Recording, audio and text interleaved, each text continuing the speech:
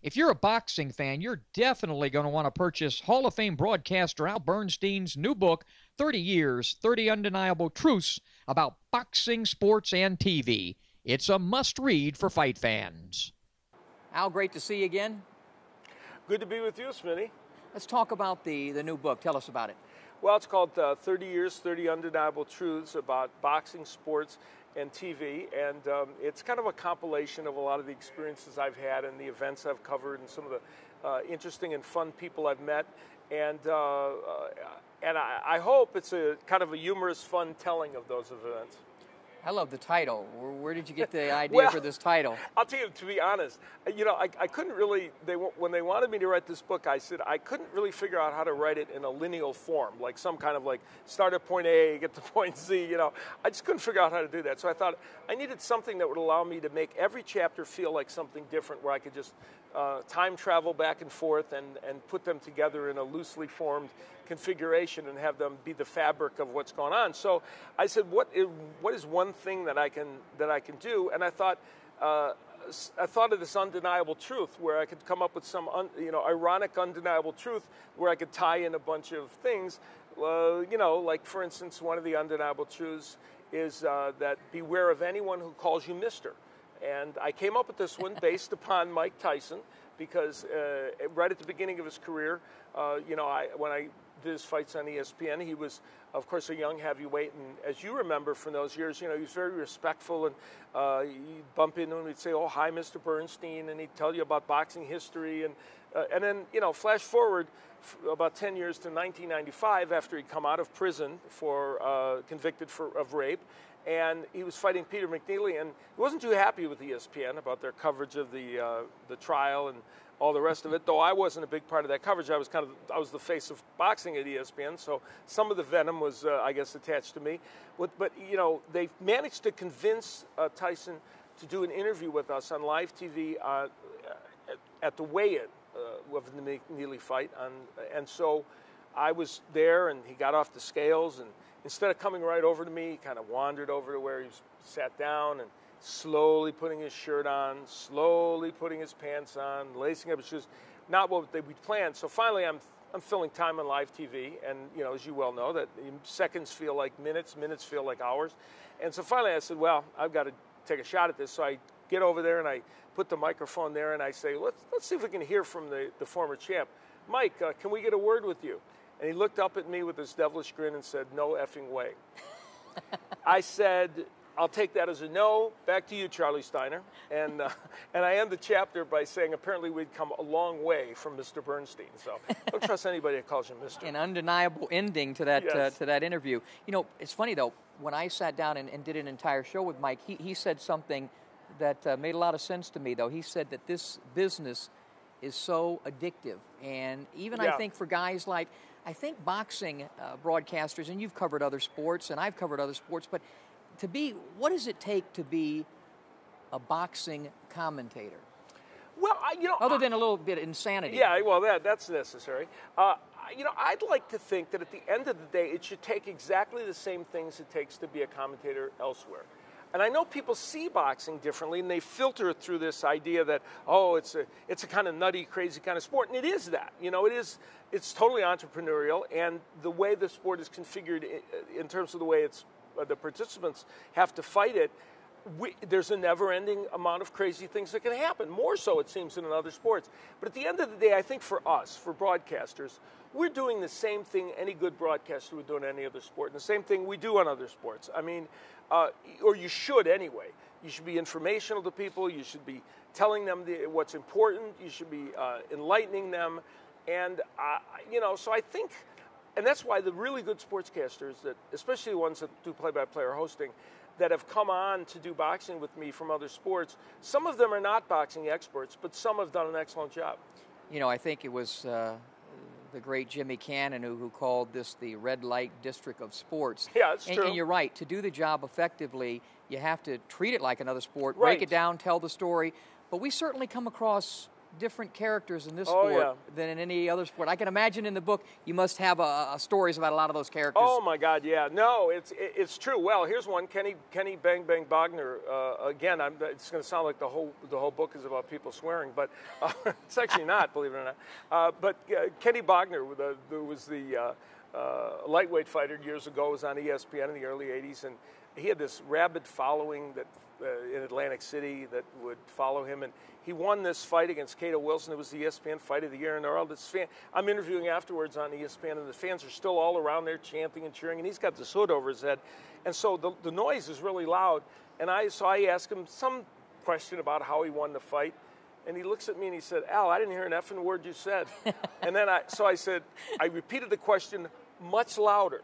And he said, "Oh, now I heard you. Before, I didn't hear an effing word you said." So it's like you don't really, although you do encounter that sometimes in other sports, you don't always encounter it. And so there is a colorful, and then I talk in the book about some of the crazy things that have happened in between rounds with trainers and whatever, which is pretty nutty. But yeah, there are a lot of characters in boxing, and that's the part that makes it fun, I think, and makes it interesting. And I know you get a lot of this. I have people coming up to me all the time, youngsters that want to become a boxing commentator, a boxing broadcaster. And what in this book would perhaps help them in that area? Well, I hope that the part that they would take away, I do have a chapter in there, actually, and I don't know if this helps them or doesn't help them, because the undeniable truth is advice can be both right and wrong at the same time. And I took it because Don Dunphy, the great boxing broadcaster of 4 decades, who I got to meet in 1986 when I interviewed him on ESPN's boxing show, became kind of a mentor and a friend to me after that. And he was my idol growing up as a child. When I was a 10-year-old, I would sneak down and try and listen to the TV when I was supposed to be up, and I heard his voice. So he's an amazing guy. And he said, the one piece of advice I would give you is, once you're doing a boxing match, once that event starts, it's not about you. And at the end of the day, of course, what he's saying is don't hijack an event. Of course, you want to show your personality. You don't want people to forget who you are. But at the end of the day, you don't want to hijack that event. You don't want to make yourself bigger than the event.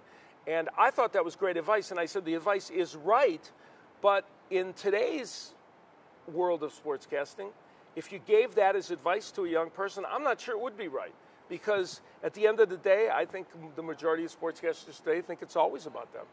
One of the other things I think that causes this sport to be so addictive is the athletes involved. I always say fighters are the most common and uncommon of all athletes I've come across.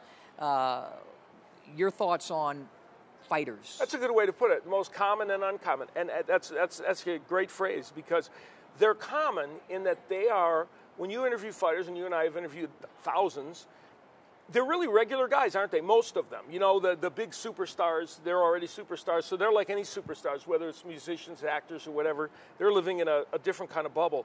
But the average boxer is way different than the average baseball player, let's say, or football player who are pros, because those people already are at a certain level. These fighters are guys that sometimes hold down another job, often, until they get to be a champion.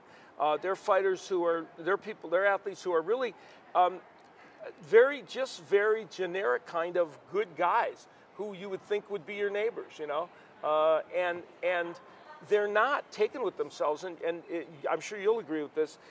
They're much more accessible to the media and much more willing to sit and talk to you than most other professional athletes. And yet they're uncommon, right, in that what they do is dangerous and it's difficult. The last time I was with you, it was in Canastota, and you were being inducted into the Boxing Hall of Fame. You've had some time to think about that now. How does it feel? Oh, it was surreal at the time, obviously.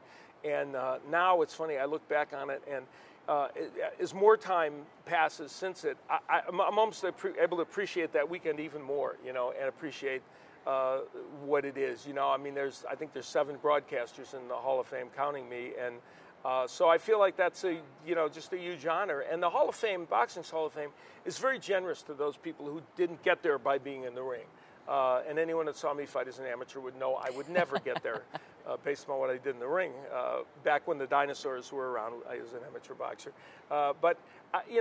So as time gets more, longer after it, I have even fonder memories of that whole weekend. But, I think I take it as a validation maybe of what you've done in the past, but it also energizes me for doing things in the future.